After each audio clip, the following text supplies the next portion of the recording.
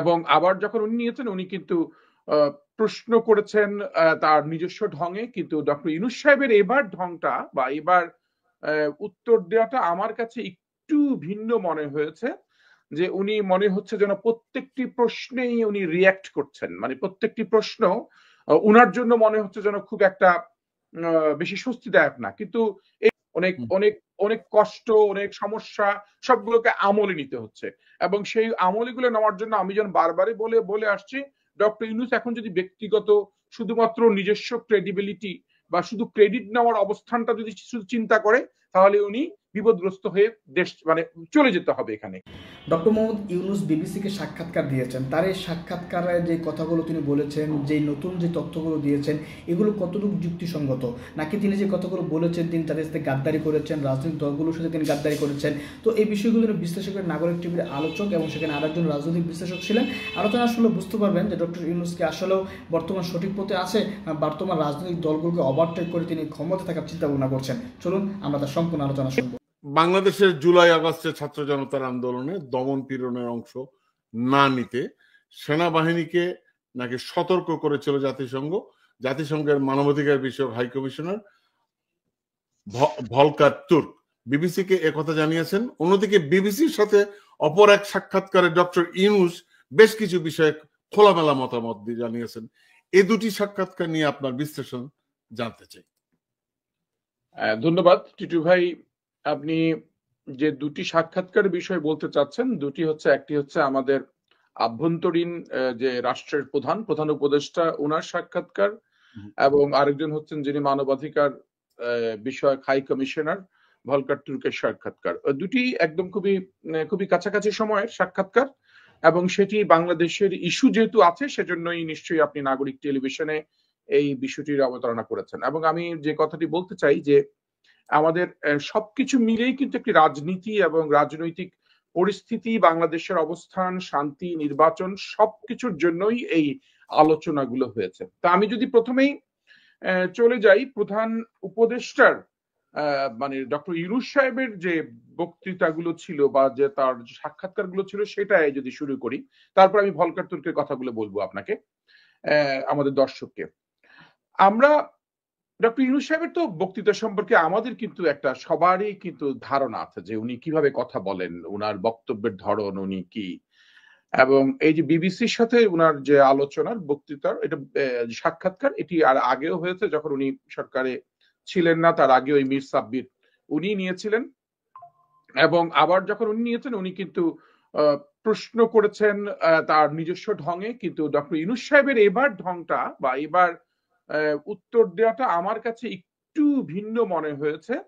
যে উনি মনে হচ্ছে যেন প্রত্যেকটি প্রশ্নেই উনি রিয়্যাক্ট করছেন, মানে প্রত্যেকটি প্রশ্ন উনার জন্য মনে হচ্ছে যেন খুব একটা বেশি স্বস্তিদায়ক না, কিন্তু এই প্রশ্নগুলো ওনার জন্য খুবই সাদামাটা প্রশ্ন এবং ওনার জন্য খুবই সহজে উত্তর দেওয়ারই কথা, কিন্তু ওনার কাছে মনে হচ্ছে যেন প্রত্যেকটি প্রশ্নই উনি রিয়্যাক্ট করছে। আছে না যে আপনি যখন আমাকে প্রশ্ন করেন, আপনি আমার ইন্টারভিউ নিচ্ছেন, তখন আমি সাথে সাথেই না আপনি কি বলছেন বা আপনি না এটা না বা এভাবে না, তো তখন মানুষ বোঝার চেষ্টা করবে যে উনার মধ্যে কোনো একটা ভয়, আশঙ্কা, কষ্ট, দুঃখ, অভিমান মানে এগুলো আছে কিনা, কিংবা বিরক্তি, হ্যাঁ কিংবা বিরক্তি এটা আছে কিনা। তো এটা একটা দর্শকদের মধ্যে, কারণ আমরা তো প্রত্যেকটা যারা দেখে, ধরেন আপনার এই অনুষ্ঠান ধরেন 15-20 হাজার মানুষ দেখে সব শেষ গিয়ে, তো এই দর্শক যারা দেখে তারা কিন্তু আমাদের অভিব্যক্তি, কথাবার্তার ধরন কিংবা আমরা কি ধরনের মন মানসিকতা পোষণ করি, কি বলতে চাই, সেগুলো কিন্তু তারা বিশ্লেষণ করতে পারে খুব ভালোভাবে।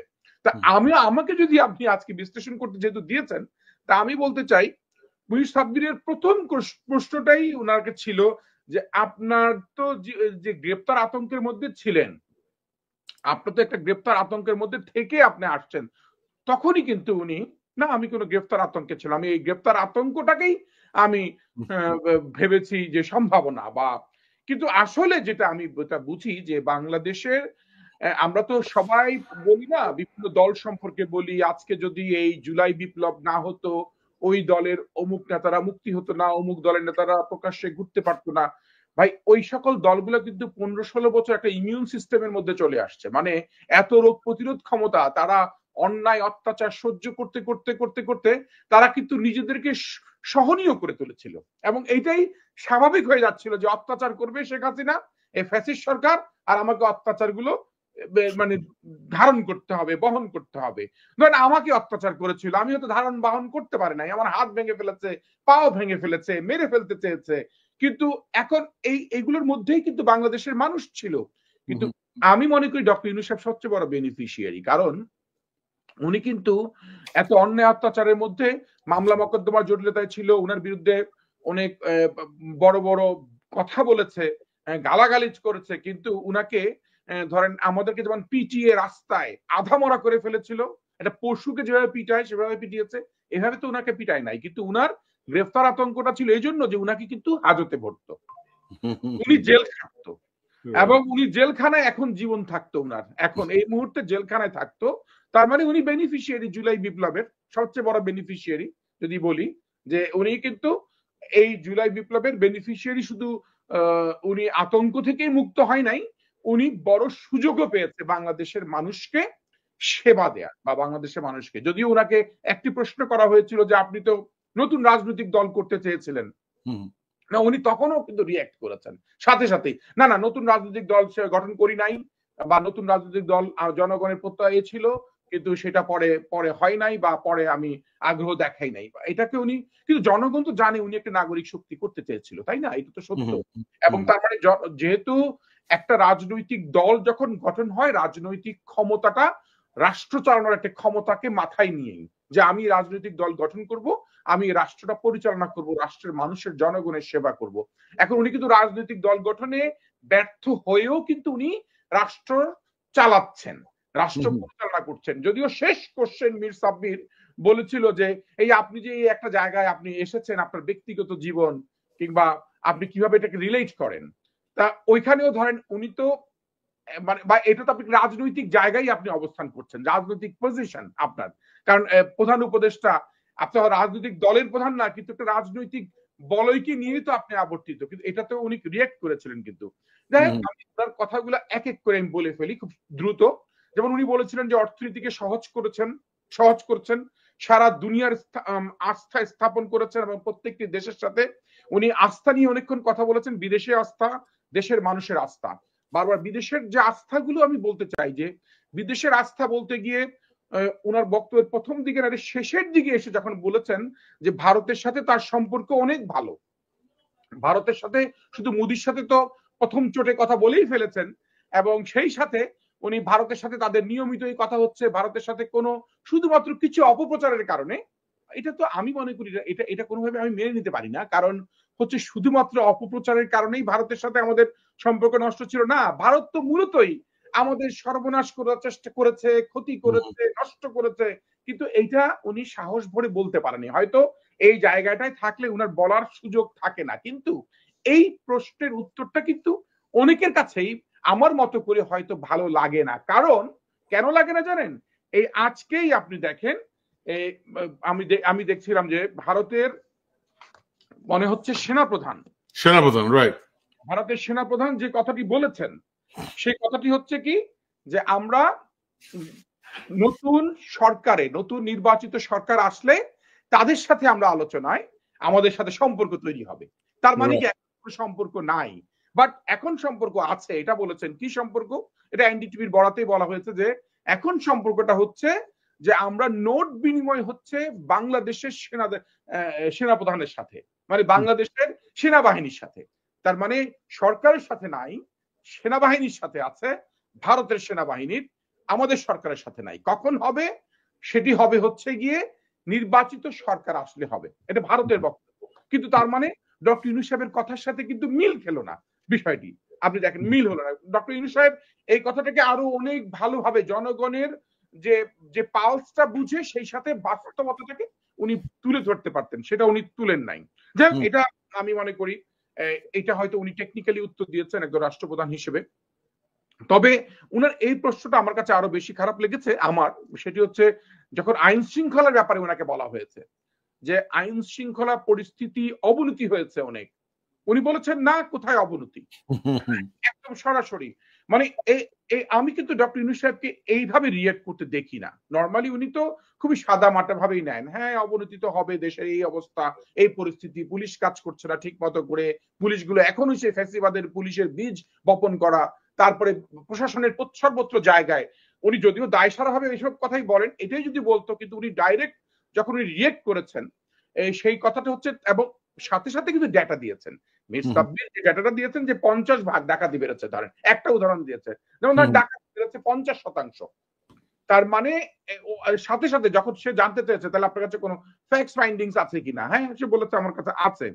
তারপরে উনি আরো একটি কথা যেটা বলেছেন, মানে আমি ওনার কথাগুলো খুব সংক্ষেপে শেষ করি, বাট একটু রিয়েক্ট করছি এজন্য যেহেতু একটা ক্রিটিক্যাল অ্যানালিস্ট হিসেবে আমাকে এগুলা করতেই হচ্ছে, যাতে আগামী দিনে এই ধরনের কথাগুলো যখন বলবে মানুষের স্বার্থ সংরক্ষণ করে এবং সেই সাথে মানুষের আবেগ বিবেক এবং পরিস্থিতিটাকে মাথায় নিয়ে করতে হবে। অনলাইনে মামলা করা যাচ্ছে, উনি ধরুন বললেন একটা উন্নতি, এটা যে ফ্যাসিস্ট হাসিনার মতন যে আমরা সব ডিজিটালাইজ করে ফেলেছি। অনলাইনে বাবা, অনলাইনে মামলা করা যাচ্ছে না, অনলাইনে হয়তো অভিযোগ করতে পারেন, আপনি জেনারেল ডায়েরি করতে পারবেন। মামলা করার প্রক্রিয়া যে কত কত ঝামেলা পোহাতে হচ্ছে, থানায় দ্বারস্থ হতে হচ্ছে, তারপরে সেখানে বারবার, অতএব মামলা মকদ্দমার ক্ষেত্রে অনলাইনে করার কোনো সুযোগ নাই। বাট উনি বলেছেন এই কথাটি। এবং যাকে যখন জিজ্ঞেস করা হচ্ছে যে এই আস্থা অর্জনের প্রশাসনের সাথে, এই মাঠ প্রশাসনের সাথে আস্থা অর্জন যে 7 মাসও হয় নাই, এবং এই হওয়া ব্যাপারটাগুলোকে উনি, মানে আমি মনে করি উনার উত্তরটা খুব ভালোভাবে হয় নাই, কারণ আস্থাগুলো উন্নয়নের জন্য উনার কি করণীয় সেটি কিন্তু দেখার দরকার ছিল। এবং আরেকটি প্রশ্ন খুবই ভালো, যে রাজনৈতিক দলগুলোর সাথে, সেনাবাহিনীর সাথে আপনার এই সম্পর্কগুলো নিয়মিত, এবং রাষ্ট্রপতির সাথে নিয়মিত, হ্যাঁ উনি বলেছেন রাষ্ট্রপতির সাথে খামাখামি যাবো কিনা, মানে যাবো কেন, রাষ্ট্রপতি ওইখানে কি আমি বসে থাকবো নাকি। তারপর উনি সেনাবাহিনীর সাথে, হ্যাঁ আমাদের হচ্ছে, যখন সেনাবাহিনী একটি বক্তব্য দিল রাওয়া ক্লাবে, সেই বক্তব্য আপনি জানতেন কিনা বা আপনি এখন, এটা তার বিষয়। তাহলে আপনার সাথে নিয়মিত যে কথা হচ্ছে তার কোনো প্রমাণ তো নাই। নিয়মিত আলোচনাগুলো তো আপনি, যেখানে উনি রাষ্ট্র সংকটে পড়বে, সার্বভৌমত্ব হারাবে, এমন একটা হুমকির মতো কথা বলছে সেনাপ্রধান, সেখানে আপনি বলছেন এটা তার বিষয়। তার মানে আপনার সাথে সেনাপ্রধানের গ্যাপ, এবং সেই সাথে রাজনৈতিক দলগুলোর যখন কথা হচ্ছে, তারেক রহমানের উদ্ধৃতি দিয়ে বলেছে যে বাংলাদেশ জাতীয়তাবাদী দলের যিনি ভারপ্রাপ্ত চেয়ারম্যান তারেক রহমান যে কথা বলেছে যে অন্তর্বর্তীকালীন সরকার সম্পর্কে জনমনে সন্দেহ রয়েছে, উনি আবারও খুব বড় রিয়েক্ট করেছেন। হ্যাঁ জনমনে সন্দেহ নাই, উনার মধ্যে কোনো সন্দেহ আছে কিনা আগে হবে। এই যে তার মানে এখন আরেকটি প্রশ্ন করেছেন, ছাত্রদের যে রাজনৈতিক দল গঠন করেছে, এই রাজনৈতিক দল সম্পর্কে আপনার কোনো সহায় বা সরকারের কোনো সহায়তা আছে কিনা। তো এটা তো ঠিকই স্বাভাবিক, সরকারের সহায়তা নাই এটা উনি বলবেনই, কিন্তু এরা তো সরকারের অংশ ছিল, নাহিদ ইসলাম তো সরকারের অংশ, এবং এখান থেকে, এবং তার অন্যান্য সবাই আরা যারা আছে তারা সরকারের অংশ। এগুলো একজন চলে গেছে, তার মানে ধরেন বিএনপির কেউ যদি মন্ত্রী হয় আর কেউ যদি রাজপথে থাকে, সেও বিএনপি রাজপথে থাকা মানুষটা, আর মন্ত্রিত্ব পেলেও সে সরকারের একটি অংশ। এই কথাগুলো আমার কাছে একটু খটকা লেগেছে। তবে সবচেয়ে বড় জিনিস হচ্ছে যে উনি এই আর যে কথাটি বলতে চেয়েছেন সেটি হচ্ছে ওনার ভারতের কথার, যে সেনাপ্রধানের যে কথাটি এখন এসেছে আর কি সর্বশেষ, যে উপেন্দ্র দ্বিবেদীর কথা বলছি, যে সরকার পরিবর্তন হলে সম্পর্ক তৈরি হবে, এই কথাটি উনার অনেক স্টেটমেন্টকে খণ্ডন করে দিয়েছে, এবং আমরা বুঝতে পেরেছি, মানে আমরা দর্শক যারা বুঝতে পেরেছি যে আসলে ভারতের সাথে আমাদের সম্পর্ক, আমরা সেইভাবে আমাদের সম্পর্ক প্রতিবেশী হিসেবে থাকবে, কিন্তু ভারতের সাথে আমাদের আর কোনো ধরনের ইন্টারনাল সম্পর্ক রিলেশনশিপ ডেভেলপ করা প্রয়োজন নাই। এখন আমাদের অপশন, আমি গত সিরিজেও বলেছিলাম যে আমাদের অনেক খাত রয়েছে, অনেক অপশন রয়েছে সম্পর্কগুলো আমাদের কিন্তু ভারতের প্রধানমন্ত্রী যে সেনাপ্রধান যে বক্তব্যটা রেখেছে, এখানে কি আরেকটি জিনিস এখানে ইঙ্গিত আসে কিনা আমি জানি না, সেটা যে তারা ভারত চিন্তা করছে, ভারত আসলে ডক্টর ইউনূসকে সহ্য করতে পারছে না, বা ইউনূস থাক সরকারে, গভর্নমেন্টে বা প্রধান উপদেষ্টা হিসেবে এটা চাচ্ছে না। এটাও কি মনে হয় কিনা? না, আমাদের তো একটা মাইন্ডসেট আছে যে বাংলাদেশের মানুষ ভারতের আগ্রাসন যেমন সহ্য করতে পারে না, ভারতের এই আধিপত্যবাদ যেমন সহ্য করতে পারে না, ঠিক তদ্রুপ আমাদের মানুষ আবার আমাদের কোন নেতা যদি ভারতের তাবেদারি করে সেটাও সহ্য করতে পারে না। হয়তো দীর্ঘদিন সহ্য করে গেছে ভারতের তাবেদারি, একটা ফ্যাসিস্ট সরকারের তাবেদারি, মুষ্টিময় কিছু মানুষ, কিন্তু সমগ্র জনগণ না। সমগ্র জনগণের ছবি কিন্তু এখন।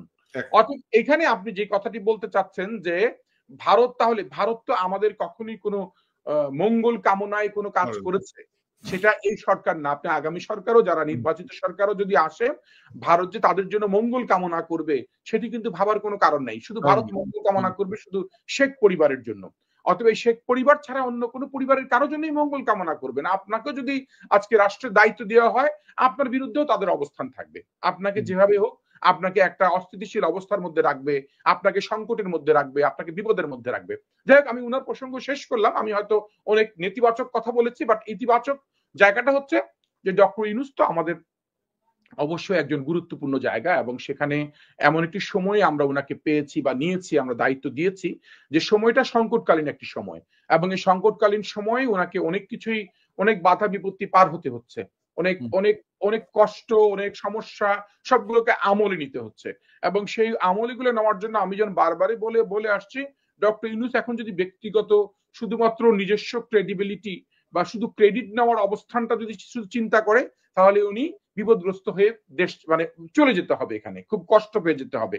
উনি শুধুমাত্র যদি মনে করে যে না, আমি আমার অবস্থানটাকে বিশ্বে ধরে রাখবো, বিশ্বে ধরে তো রাখতে সবাই চায়, কিন্তু উনাকে দেশটাকে, যেহেতু দেশের দায়িত্ব নিয়েছে, দেশটার প্রতি উনার ভালোবাসা, দরদ সবার আগে রাখতে হবে, এবং দেশের জনগণের। ভলকার তুর্কের সাথে কিন্তু আমাদের এই অনেক দিন ধরে একটা সম্পর্ক হয়ে যাচ্ছে বিভিন্ন কারণে। উনি এসেছেন এই কিছুদিন আগেও, 3 মাস আগেও ওনারা এসে একটা টিম, একটা 6 সদস্য একটা টিম এসে ওনারা কাজ করে গেছেন। এবং আপনি নিশ্চয়ই জানেন যে ভলকার তুর্কের কিন্তু আরেকটা একবার বছর খানেক আগেই হবে, বা আগে যখন মালয়েশিয়ায় যখন এই কলিং ভিসায় 5 লক্ষ শ্রমিক যখন বিপদগ্রস্ত ছিল বাংলাদেশের, তখন কিন্তু ভলকার তুর্ক মালয়েশিয়াতে গিয়ে কিন্তু ওদেরকে আশ্বস্ত করেছে এই যে শ্রমিকদের উপরে নিপীড়ন, নির্যাতন, এগুলো বন্ধ করার জন্য, এবং এগুলোর ব্যাপারে উনি একটা বড় ধরনের একটা মেসেজ দিয়েছেন, যে মেসেজগুলো কিন্তু আমাদের অনেক কাজে লেগেছে। তার মানে উনি কিন্তু মানবাধিকারের যে কাজগুলো করে যাচ্ছেন সেখানে বাংলাদেশকে অনেক জায়গায় রিলেট করা যাচ্ছে। এখন কথা হচ্ছে যে উনার তো টিম, উনি বড় একটা রিপোর্ট দিয়েছে, আপনি যেটা জানেন যে এটা 114 পৃষ্ঠার একটা প্রতিবেদন। এই 114 পৃষ্ঠার প্রতিবেদন, এবং তারা প্রায় 250 জনের বক্তব্য নিয়েছে, এবং সেখানে তারা যে বিষয়গুলো উল্লেখ করার চেষ্টা করেছে, 1400 জন খুন, তারপরে সেনাবাহিনীর হেলিকপ্টার থেকেই তাদের ওই রঙের, জলপাই রঙের হেলিকপ্টার থেকে, এবং প্রায় 66% বুলেটই হচ্ছে সেনাবাহিনীর, এবং সবকিছুই উনি, সেনাবাহিনীরাও যে দায় মুক্ত হবে না, এগুলো তাদের রিপোর্টে কিন্তু সবকিছুই খুব স্পষ্ট ভাবে আছে, এবং এগুলোর অনেক অনেক চ্যালেঞ্জও আছে। এবং সবচেয়ে বড় যে বিষয়টি এখন, মানে কেন বেশি এই কথাগুলো এখন এসেছে, সেটা হচ্ছে যে সেনাবাহিনীকে একটা হুমকি দেওয়া হয়েছিল তখন, শান্তি রক্ষা, এক ধরনের থ্রেট দেওয়া হয়েছিল, যদি শান্তি রক্ষা মিশনে যদি যেতে হয় তাহলে তোমরা এ ধরনের অপকর্ম বন্ধ করতে হবে, যে এই থ্রেটটাই কাজে লেগেছে। তার মানে তার যে বিবিসির হার্ড টকে তাকে বিভিন্ন দেশ সম্পর্কে তাদের অবস্থান জানতে চাওয়া হয়েছিল, তখন উনাদের একটা সফলতার গান গাইতে গিয়ে, যে উনার একটা কেস যে সফল, সেই সফলতার কথা বলতে গিয়ে উনি এটা বলেছেন। এটা যতটা সত্য, আবার at the same time Bangladesh তো এটা একটা হোম গ্রাউন্ড, একটা নিজস্ব গতিতে বাংলাদেশে একটা বড় বিপ্লব তৈরি হয়েছে, আপনি জানেন। এই বিপ্লবের ভাগিদার হয়তো আমরা বিভিন্নভাবে বিভিন্নজন নিতে চাই, নিতে পারিও, সবারই সম্পৃক্ততা রয়েছে। যেমন আপনি জানেন, এই নাগরিক টেলিভিশনে কিন্তু আমরা প্রথম, মনে আছে কিনা, সেই 21 তারিখে 21শে জুন আমরা কিন্তু এই লাল দাগের ব্যাপারে ক্যাম্পেইন শুরু করেছি, যে আমরা চলেন, আমরা কিন্তু এর ঠিক 9 দিনের মাথায় সারা বাংলাদেশে, এবং এটা এখন যদি নাগরিকটি বলতে চায় যে এই লাল দাগের ব্যাপারে আমরা শুরু করেছি, করতে পারে, কিন্তু কথা হচ্ছে যে এগুলো প্রত্যেকেরই কিন্তু কাজে লেগেছে, কোনো না কোনো বিষয়গুলো কাজ হয়েছে। ঠিক তদ্রুপ আমি মনে করি ভলকার তুর্কের একটা ভূমিকা ছিল অসাধারণ, এবং সেই ভূমিকাগুলো, তার যে ওয়ার্নিং টু দ্য আর্মি ছিল, এটা অবশ্যই একটা সিগনিফিকেন্ট। এখন সেনাবাহিনী, সেনাপ্রধান যতই বলুক যে হ্যাঁ ঠিক আছে, এই ওয়ার্নিংটা তখন সে ওয়ার্নিং এর দিকে বেশি নজর দিয়েছিল, নাকি তারপরও তো সে হাসিনাকে এক্সিট দিয়েছে? সে ওয়ার্নিং এর দিকে যতটা নজর দিচ্ছে না, এই নিরীহ বাচ্চাদেরকে হত্যা করা হয়েছে সেটাকে তাকে বেশি কষ্ট দিয়েছে। এটা একটা সময় হয়তো এই বিষয় নিয়ে আমাদের অনেক কথা হবে, অনেক আলোচনা হবে। কিন্তু আমরা সোজা কথা যে বলতে চাই, ওনারা তো জেনেভায়ও গিয়েছিলেন, সেটা যে জেনেভায় গিয়ে প্রতিবেদন দিয়ে আসছেন। সেখানে আমাদের সরকারের পক্ষ থেকেও মুগ্ধর ভাই ছিল, আমি দেখলাম, তারপরে আসিফ নজরুল্লাহ ছিল, এবং সেখানে গিয়ে তারা যে অধিবেশনে বসেছিলেন 58তম জেনেভার যে অধিবেশনে জাতিসংঘের, সেই অধিবেশনেই এই পুরো বিষয় নিয়ে, বাংলাদেশ বিষয় নিয়েও আলোচনা করেছেন। তাহলে ভলকার তুর্কের বক্তব্যের শানে নজরুল যেটা মূল কথাটা যেটা, সেটা হচ্ছে এই জাতিসংঘের এই মানবাধিকার কমিশন বাংলাদেশের এই জুলাই বিপ্লবে একটি সিগনিফিকেন্ট ভূমিকা রেখেছেন। সে যদি ভূমিকাটাই বলেন সাদামাটা ভাবে, আমরা সেই ভূমিকাটাকে এন্ডোর্স করতে চাই যে হ্যাঁ, তারা এই ভূমিকাটা রেখেছেন এবং এই ভূমিকাটা কার্যকর হয়েছে, কাজে লেগেছে, ইফেক্টিভলি কাজে লেগেছে। অতএব আমি মনে করি যে ঠিক আছে, এবং সেখানে আলোচনা সমালোচনা, এটা কিন্তু আমরা অনেক আগেই জানতাম নয়ন ভাই।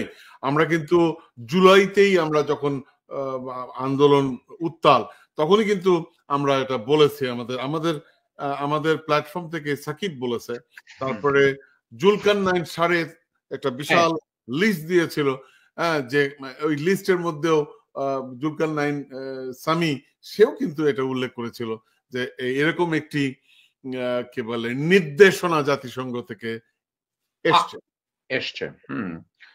এবং তারা কিন্তু বাংলাদেশেও যখন এসেছিল প্রতিবেদন জমা দেওয়ার আগে তথ্যপত্র নেওয়ার জন্য, তারা কিন্তু সেখানেও কিন্তু প্রধান উপদেষ্টা সহ যাদের সাথে দেখা করেছে করে উনি কিন্তু নিজেও সাংবাদিক সম্মেলন করেছেন, এবং সাংবাদিক সম্মেলনে ব্রিফ করেছেন খুব স্পষ্ট ভাবে। তখনও ওনাকে 4 মাস আগেও আমরা দেখেছি যে ওনার প্রতিবেদন। দর্শক, আলোচনাগুলো শুনেছেন, শুনে বুঝতে পেরেছেন যে ডক্টর ইউনূস কি করতে চাচ্ছে, এবং ডক্টর ইউনূস সাক্ষাৎকার যে দিয়েছেন সেখানে স্পষ্ট তিনি কথা বলেছেন। এটা কিন্তু আরও স্পষ্ট হয়েছে এই আলোচনার মাধ্যমে। তিনি সেখানে হাসিনা পরিবারের যারা আছেন সবার বিচার নিশ্চিত করার জন্য তিনি কথা বলেছেন, সবাইকে ফিরিয়ে আনার কথা বলেছেন। এটা আমি বলবো একটা মানে বাংলাদেশের মানুষের জন্য একটা বড় একটা পাওয়া হবে যদি ডক্টর ইউনূস এই কাজ করতে পারেন। যাই হোক দর্শক, আলোচনাগুলো শুনেছেন, শুনে আপনার ব্যক্তিগত মতামত কমেন্ট বক্সে কমেন্ট করবেন।